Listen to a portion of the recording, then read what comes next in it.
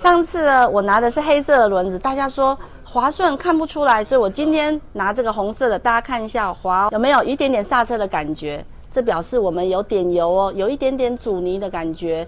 那你也看到我们的轮子其实有非常多种的大小跟尺寸，还有颜色，你可以依照你自己的办公空间，还有你自己的喜好去挑选你所喜欢的轮子哦。所以你也想要有专属品质保证的好轮子吗？到滚动幸福来找我。